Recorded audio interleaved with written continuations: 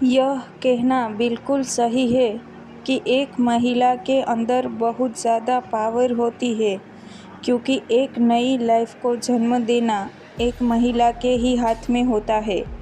इसलिए हम कह सकते हैं कि महिलाएं मैजिकल होती है। She is blessed with magic to create and build life. पिछले कुछ सालों से हमारी सोसाइटी में महिलाओं की कंडीशन बहुत ज़्यादा ख़राब होती जा रही है। उनकी पावर को अंडर एस्टिमेट किया जाता है। ऐसा क्यों होता है? ऐसा सिर्फ और सिर्फ पितृसत्ता सोसाइटी के कारण होता है। पितृसत्ता सोसाइटी एक बहुत बड़े खतरे की तरह काम करती है। यह सिर्फ महिलाओं के लिए ही नहीं बल्कि पुरुषों के लिए भी बहुत चिंता का विषय है। ऐसा इसलिए क्योंकि पितृसत्ता की वजह से पुरुष अपना दबदबा बनाने पर ज़्यादा फोकस करते हैं, वहीं महिलाएं दबने लगती है। ऐसे में दोनों ही जेंडर्स को भारी नुकसान है, क्योंकि ऐसी सोच हमें आगे बढ़ने से रोकती है। वहीं अगर आदिवासी महिलाओं की बात की जाए तो उनकी स्थिति अपर कास्ट महिलाओं से काफ़ी अलग है। आज भी उन्नतिशील भारत में आदिवासियों की स्थिति पिछड़ी हुई है। उनका लाइफस्टाइल आज के आधुनिक भारत से काफ़ी पीछे छूटा हुआ है। इनके जीवन याचन का मुख्य स्रोत खेतीबाड़ी ही है। आज जब आदिवासी महिलाएं हाशिए पर चल गई तो उन्हीं के बीच एक ऐसी महिला भी उभर कर सामने आई, जिन्होंने आर्थिक समस्याओं के बावजूद न सिर्फ शिक्षा ग्रहण की बल्कि महिलाओं के उत्थान में अपना योगदान भी दिया। वह भारत के बहुत सारे संवैधानिक पदों पर भी काबिल हुई। उन्होंने जनजाति समाज को समाज की मुख्य धारा से जोड़ने का भी काम किया। आज वह भारत के सर्वोच्च पद पर बैठने वाली प्रथम आदिवासी महिला भी है। संथाल आदिवासी जाति से आने वाली द्रौपदी मुर्मू जो भारत की प्रथम नागरिक है। अगर बात करें द्रौपदी मुर्मू का प्रारंभिक जीवन की, तो उड़ीसा के बेहद पिछड़े और संथाल जाति से जुड़े 64 वर्षीय द्रौपदी मुर्मू का जीवन बहुत संघर्षों से भरा रहा है। द्रौपदी मुर्मू का जन्म 20 जून 1958 को उड़ीसा के मयूरभंज के रायरंगपुर के बेदोपोसी गांव में हुआ था। संथाल समुदाय में जन्मी द्रौपदी के पिता बिरंची नारायण टुड्डू एक किसान थे। मुर्मू के परिवार में उनके 2 भाई थे, जिनमें भगत टुड्डू व सारनी टुड्डू दोनों ही भाई पिता के खेतीबाड़ी के काम में हाथ बटाया करते थे।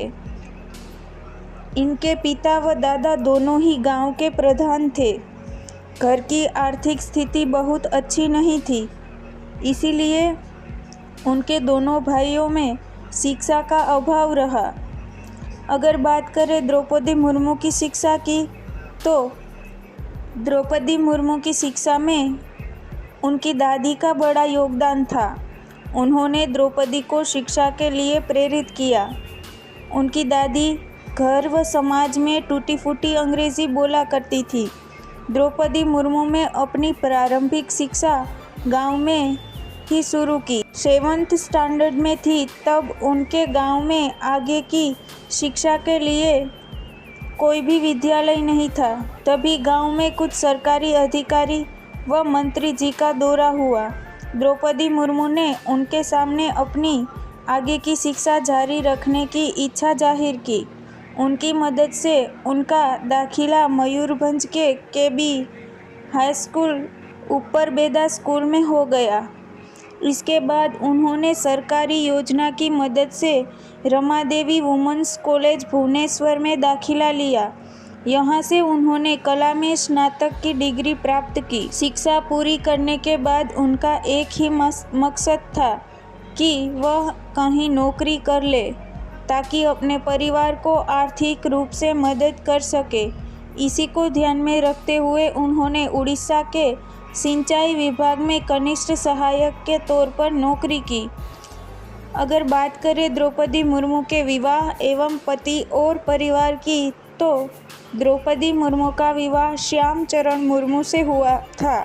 इनके पति एक बैंक में कार्यरत थे। विवाह के बाद ससुराल में उनकी नौकरी को लेकर दिक्कतें शुरू हो गई।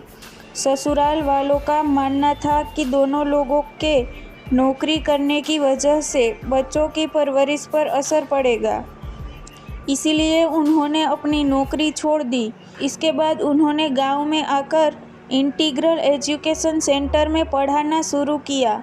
यहाँ वह वेतन नहीं लेती थी। द्रौपदी मुर्मू के 2 बेटे थे, जिनमें बड़े बेटे का नाम लक्ष्मण मुर्मू था। उनकी एक बेटी भी है जिनका नाम इतिश्री मुर्मू है। उन्होंने अपनी बेटी को पढ़ा लिखा कर इस काबिल बनाया ताकि वह एक अच्छा और जाना माना नाम हो।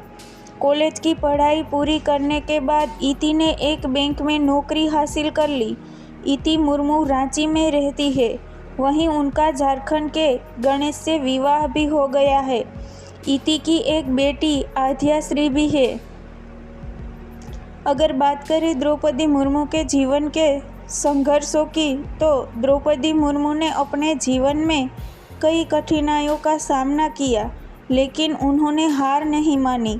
उन्होंने सभी बाधाओं को पार किया। उनके निजी जीवन में समय ने बहुत बार उनकी परीक्षाएं ली। उनके जीवन में एक समय ऐसा भी आया जब वह डिप्रेशन का शिकार हो गई, जिसके पीछे कारण था कि 25 वर्ष के उम्र में उनके एक बेटे की असमय मृत्यु हो गई। इसी कारण वह डिप्रेशन में चली गई।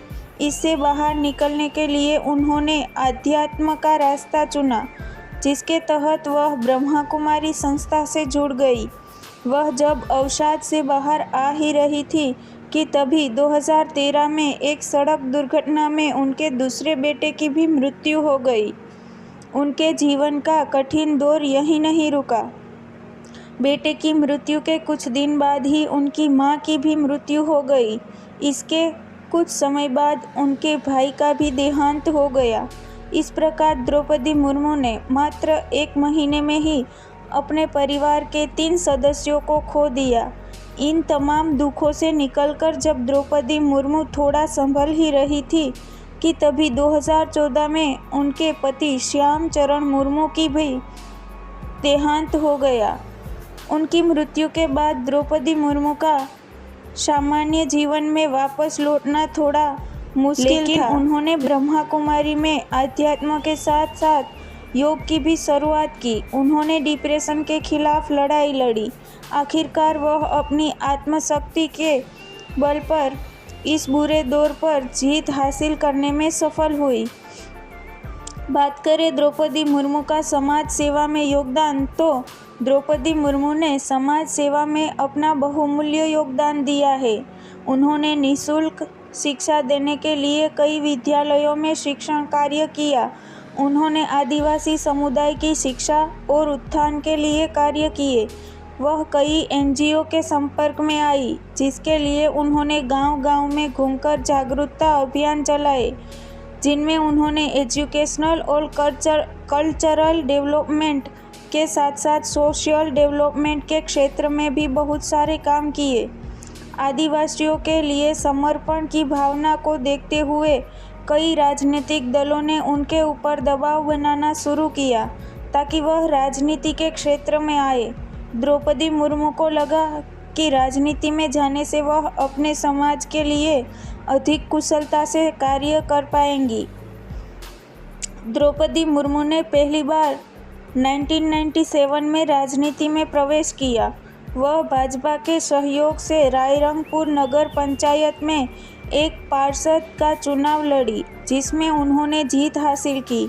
इसके बाद उन्हें साल 2000 में उड़ीसा सरकार में स्वतंत्र प्रभार राज्य मंत्री के रूप में नियुक्त किया गया। उस समय वह उड़ीसा में बीजू जनता दल और भारतीय जनता पार्टी के गठबंधन वाली सरकार में शामिल हुई, जिसमें उन्हें मत्स्य पालन व परिवहन विभाग जैसे महत्वपूर्ण विभागों में काम किया। इसके बाद 2009 में वह पुनः विधायक चुनी गई, जबकि उस समय बीजेपी और बीजेडी का गठबंधन नहीं था। बीजू जनता दल ने चुनाव से कुछ हफ्ते पहले भाजपा से नाता तोड़ लिया था। इस चुनाव में मुख्यमंत्री नवीन पटनायक की पार्टी बीजेडी ने जीत दर्ज की थी। उनके पास उड़ीसा सरकार में परिवहन, वाणिज्य, मत्स्य पालन और पशुपालन जैसे मंत्रालयों को संभालने का अनुभव है। 2013 में उन्हें बीजेपी कार्यकारिणी के सदस्य के रूप में भी नामांकित किया गया था। साल 2007 में उन्हें सर्वश्रेष्ठ विधायक पुरस्कार से भी नवाजा गया। द्रौपदी मुर्मू के नाम झारखंड की पहली महिला आदिवासी राज्यपाल बनने का भी गौरव है। 18 मई 2015 में यह झारखंड की राज्यपाल नियुक्त की गई। वह 6 साल 1 महीना और 18 दिन तक इस पद पर रही। इस दौरान इनकी एक सख्त छवि भी उभर कर सामने आई, जब मई 2017 में CNT-SPT एक्ट संशोधन विधेयक को बगैर दस्तखत किए सरकार को वापस कर दिया। उनका कहना था कि यह विधेयक आदिवासियों के हित में नहीं है। उन्होंने कहा कि इससे संशोधन विधेयक के खिलाफ राजभवन को करीब अब तक 200 आपत्तियां मिली है। द्रौपदी मुर्मू राष्ट्रपति पद की दावेदार कैसे बनी, इसके बारे में अगर हम बात करें तो भारतीय जनता पार्टी की अगुवाई वाले NDA ने द्रौपदी मुर्मू को राष्ट्रपति पद का उम्मीदवार बनाया है। द्रौपदी मुर्मू को राष्ट्रपति पद का उम्मीदवार बनाए जाने के पीछे NDA का मानना है कि उन्होंने अपना पूरा जीवन गरीबों को समर्पित किया। उनके पास एक समृद्ध प्रशासनिक अनुभव है। उनकी नीतिगत मामलों में समझ और उनका दयालु स्वभाव देश के लिए लाभकारी सिद्ध होगा। उनकी महिला, आदिवासी समाज और विवादों से हमेशा दूरी रही है। वह आदिवासियों और बालिकाओं के हित के लिए हमेशा से काम करती रही है। यही कारण है कि NDA की तरफ से उन्हें उम्मीदवार घोषित किया गया। वहीं तमाम विपक्षी दलों ने मिलकर यशवंत सिन्हा को विपक्ष का संयुक्त उम्मीदवार घोषित किया। यशवंत सिन्हा पहले बीजेपी के बड़े नेता हुआ करते थे, लेकिन उनको भी हमारी द्रौपदी मुर्मू ने टक्कर दे दी और आखिरकार विजयी हो ही गई। दोस्तों, हमारे वर्तमान राष्ट्रपति द्रौपदी मुर्मू की यह कहानी आपको कैसी लगी, यह कमेंट करके ज़रूर बताना। आखिरकार इतनी मुश्किलों के बाद वह देश की सेवा करने के लिए राष्ट्रपति पद पर विराजमान हो चुकी है, तो उस पर आपके विचारों को कमेंट करना मत भूलिएगा।